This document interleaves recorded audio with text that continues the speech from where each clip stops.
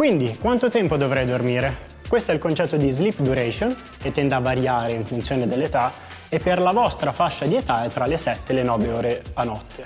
Invece, come dovrei dormire? Questo è il concetto di sleep efficiency, o qualità del sonno, che dovrebbe essere sopra all'85%, quindi dovrei passare almeno l'85% del tempo che trascorro a letto dormendo effettivamente. L'altra variabile che vediamo oggi è la sleep latency, ovvero quanto tempo dovrei impiegarci ad addormentarmi. Possibilmente 30 minuti. Esatto, Vittoria, circa 30 minuti, e per l'appunto questa variabile dipende da una serie di fattori, come la temperatura e la luce presenti nella vostra stanza, da quanto esercizio fisico fate, dalla vostra alimentazione, ma anche dalla vostra assunzione di alcol e di caffeina. Buongiorno. Buongiorno, dormito bene? Stavamo proprio parlando della relazione tra sonno, ritmi circadiani ed esercizio fisico.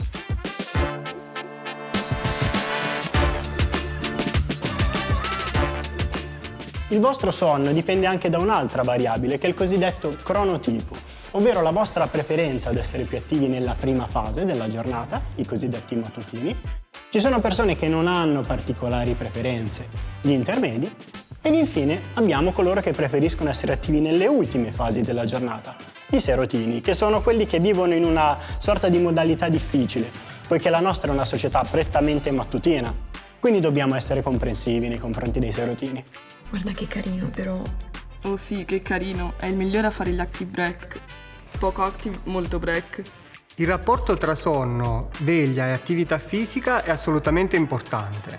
Questi fattori si influenzano reciprocamente e questa loro influenza può essere spiegata attraverso lo studio dei ritmi circadiani, ovvero ritmi biologici di circa 24 ore che dettano l'andamento per esempio della temperatura corporea, la produzione ormonale come quella della melatonina o del cortisolo e anche fattori metabolici o funzioni psicologiche. La sincronizzazione di questi ritmi permette di essere energici durante il giorno e di essere pronti a riposare durante la sera, mentre una loro desincronizzazione espone a dei rischi per la salute generale.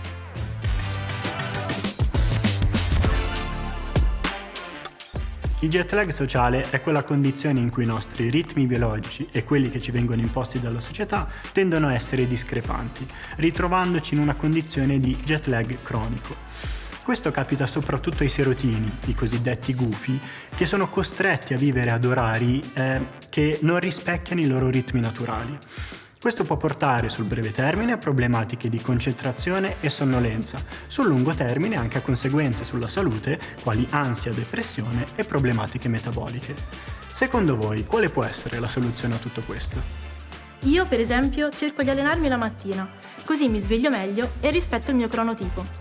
Ho anche capito l'importanza dell'igiene del sonno, quindi una stanza fresca e buia, niente caffeina prima di andare a letto e orari regolari. Ho scoperto che l'esercizio fisico è un vero sincronizzatore.